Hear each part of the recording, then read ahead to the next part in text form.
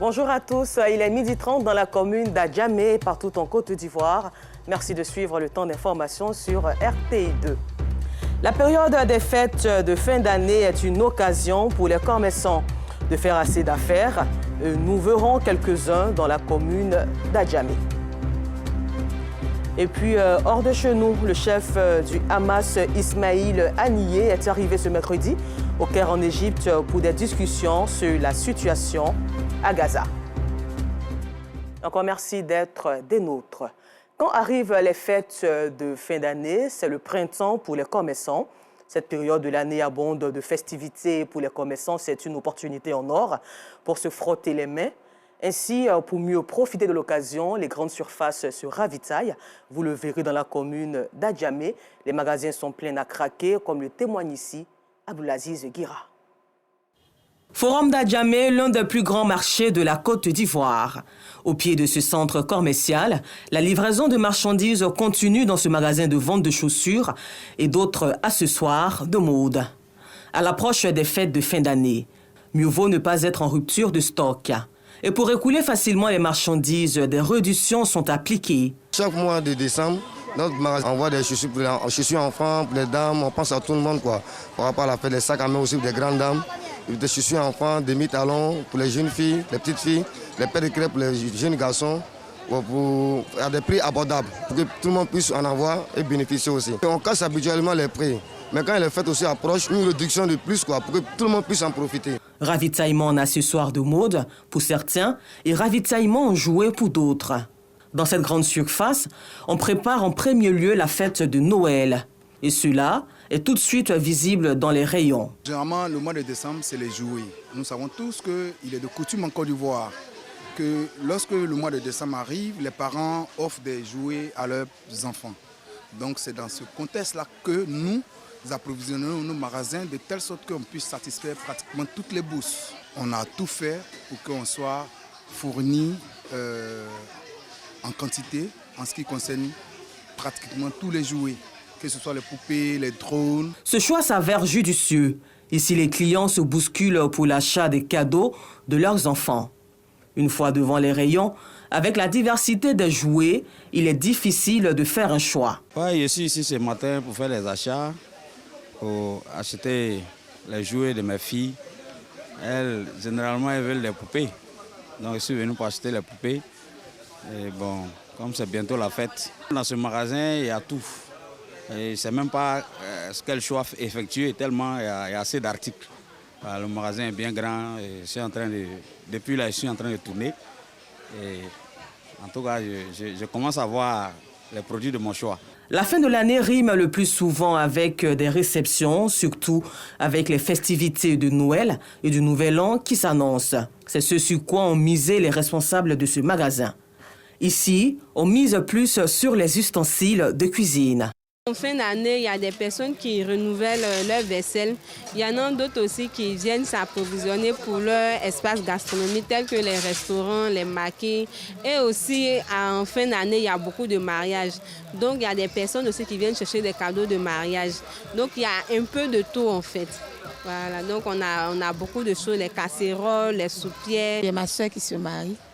Donc comme cadeau, je vais lui offrir une friteuse, c'est pourquoi je suis là. On va aussi prendre d'autres choses pour les fêtes. Les soupières, les assiettes, parce que là on reçoit beaucoup de personnes à la maison. Vu que c'est les fêtes, on a des ustensiles qui sont déjà anciens à la maison, donc on va passer un peu renouveler. Vu qu'on doit accueillir des gens à la maison, de nouveaux invités et tout.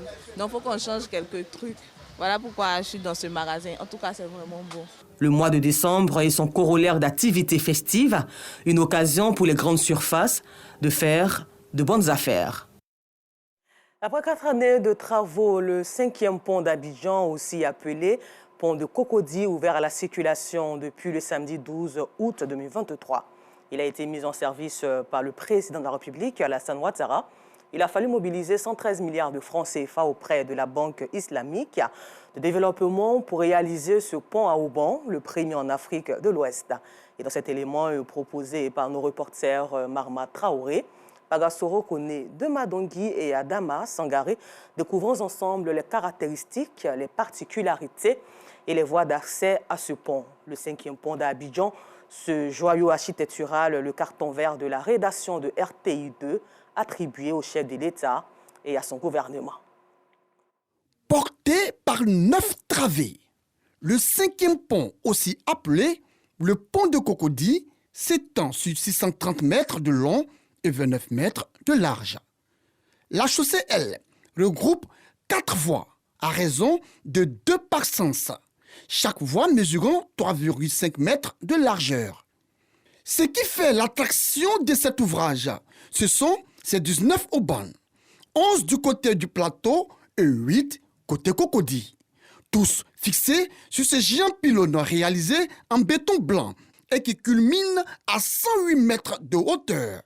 Ces 2 jambes se rejoignent à une hauteur d'environ 52 mètres.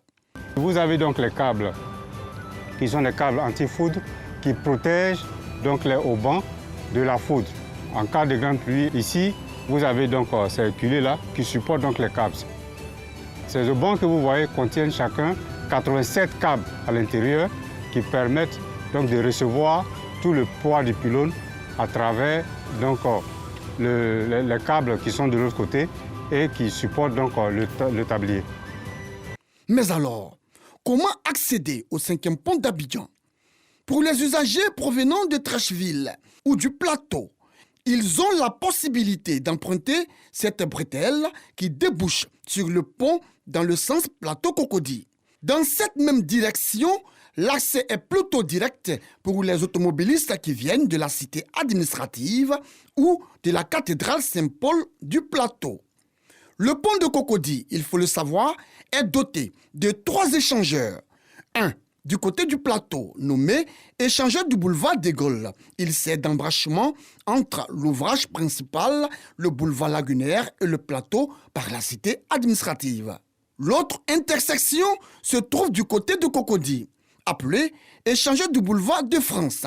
Il permet les échanges entre Cocody-Saint-Jean et l'ouvrage principal, mais aussi il permet de maintenir les voies entre Cocody-Saint-Jean, le carrefour de l'Indénier et le boulevard Hassan II. Juste au niveau des haubans, un autre échangeur situé sur la corniche donne un accès direct à l'ouvrage principal depuis la rue Canebière et le boulevard de France par la corniche. Cet échangeur proche de la Pisame n'a pas modifié les anciennes voies de desserte entre Cocody-Saint-Jean et le carrefour de l'Indénier par la corniche. À la tombée de la nuit, et oui, à la tombée de la nuit, le pont à Auban d'Abidjan révèle sa face cachée, sa face attirante et séduisante, sa beauté dans toute sa splendeur. Celle d'un ouvrage d'art grandeur nature qui s'illumine, qui scintille, qui rayonne, qui brille de 1000 feux en plein cœur d'Abidjan. Cet effet sublime, l'œuvre d'un ensemble d'équipements de mise en lumière et d'éclairage artistique composé de LED incrustés dans les haubans et d'un réseau de 55 projecteurs orientés vers le pylône et le tablier. Coût de réalisation du 5e pont d'Abidjan ou encore le pont de Cocody, 113 milliards de francs CFA financés par la BID, Banque islamique de développement.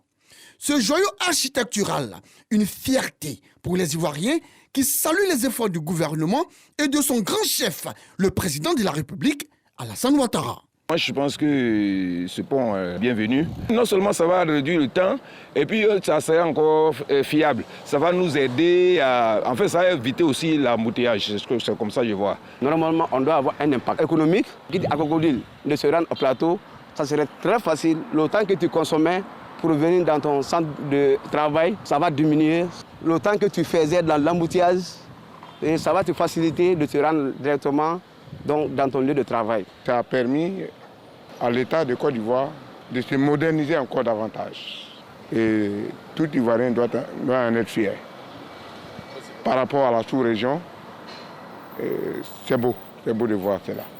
Je veux dire merci au président de la République et tout son gouvernement pour ce travail dans notre beau pays, la Côte d'Ivoire. En phase avec les dires des populations, mais également fier des travaux du 5e pont, fier de ce joyau architectural, fier de la beauté et de la clarté de ce pont de Cocody, fier de ses rubanes, fier de son éclairage artistique, fier de ses LED incrustés, fier de son réseau de 55 projecteurs, fier de son pylône et de son tablier.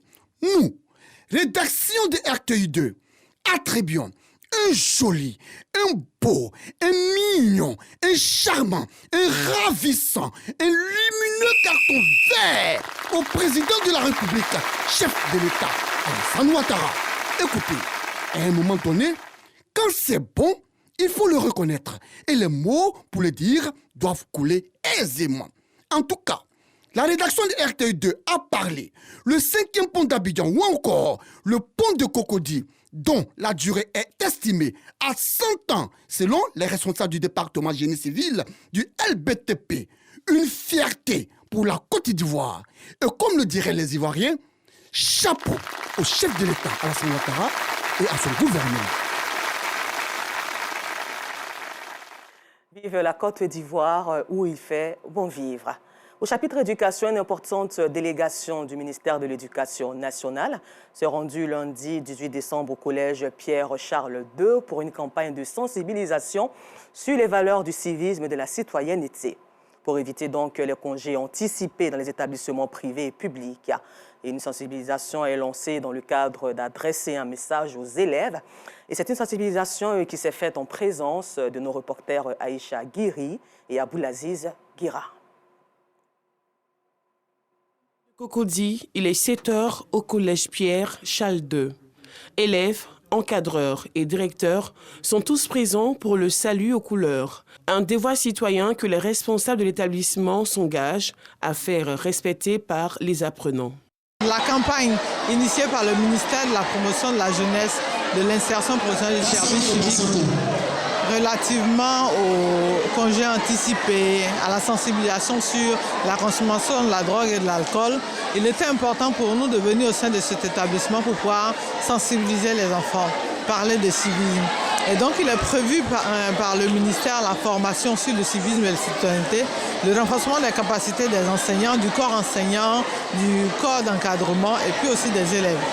Chaque lundi matin, la montée du drapeau national est suivie d'une campagne de sensibilisation au civisme et à la citoyenneté. Objectif, prévenir les cas d'incivisme afin d'éviter les congés anticipés, cela en conformité avec les exigences du ministère de l'Éducation nationale et de l'alphabétisation. Il s'agit pour nous d'amener nos enfants à respecter d'abord la thématique de l'année.